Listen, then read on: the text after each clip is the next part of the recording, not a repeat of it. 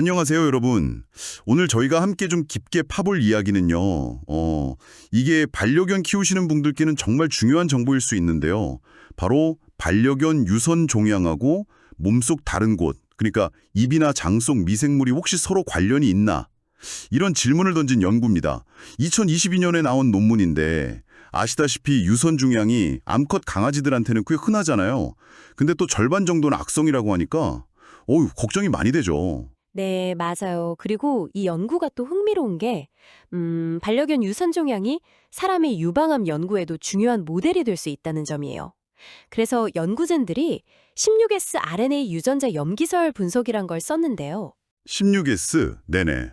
이게 뭐랄까, 세균들의 주민등록번호 같은 걸 확인해서 누가 얼마나 사는지 보낸 일종의 세균 인구조사라고 생각하시면 쉬울 것 같아요. 아, 세균 인구 조사요? 재밌는 표현이네요. 네, 그래서 이걸로 종양 조직 자체, 그리고 입안, 또 장 속, 이 세 군데의 세균 상태를 다 비교 분석한 거죠.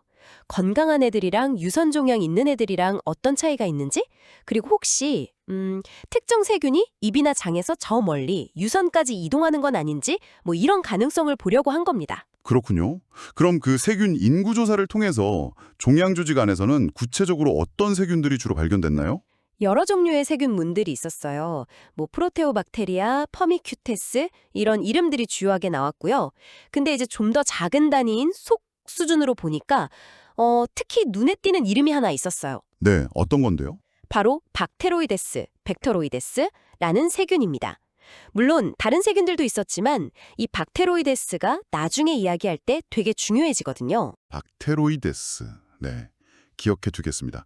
그럼 그 박테로이데스가 혹시 종양 말고 입이나 장 이런 데서도 뭔가 좀 다른 모습을 보였나요? 그러니까 건강한 강아지랑 아픈 강아지를 비교했을 때요?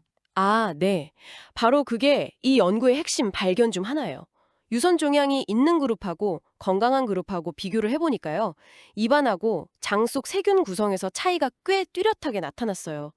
그리고 정말 놀랍게도 유선 종양 그룹은 입안이랑 장 속 샘플 모두에서 그 박테로이데스 속 세균 비율이 의미 있게, 그러니까 통계적으로 확실하게 증가한 게 확인됐습니다. 와, 종양에서도 보이고 아픈 게 입이랑 장에서도 늘어났다고요? 박테로이데스가요? 네, 맞습니다. 그래서 이 박테로이데스가 구강하고 장, 이 두 군데 모두에서 어떤 질병 상태를 좀 나타내는 지표, 뭐랄까 생체 표지자, 바이오마커 같은 역할을 할 수 있겠다. 이렇게 본 거죠. 아, 생체 표지자. 그러니까 이 세균이 많다는 게 뭔가 안 좋은 신호일 수 있다. 이런 거네요? 그렇죠. 질병과 관련이 깊다는 신호의 가능성이 크다는 거죠. 와, 이거 진짜 흥미로운데요. 종양에서도 발견되고 아픈 게 입과 장에서도 많아진 박테로이데스라 이게 그냥 우연은 아닐 것 같은데요. 그럼 혹시 얘네들이 몸 안에서 막 이동하고 그런다는 걸까요? 입에서 장으로 또 유선까지? 네, 아주 정확한 질문이십니다. 이 연구 결과가 바로 그 가능성, 그러니까 특정 세균, 지금 이야기하는 박테로이데스 같은 애들이 입에서 시작해서 쭉 소화관을 따라 장으로 가고 그러다가 뭐 혈류 같은 다른 길을 통해서 저 멀리 떨어진 유선 조직까지 도달할 수도 있지 않을까 이런 가설을 상당히 뒷받침해주는 결과예요. 혈류를 통해서요? 와, 네, 과학자들이 이런 걸 미생물 군집 축 마이크로바이오맥시스라고 부르기도 하는데요. 이게 뭐냐면 몸의 한 부분, 예를 들어 입이나 장 같은 곳에 미생물 환경 균형이 깨지면 그걸 디스바이오시스라고 하거든요. 네, 디스바이오시스 들어본 것 같아요.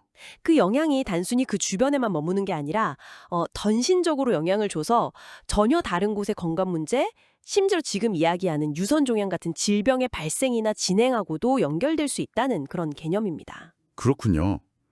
미생물 군집축.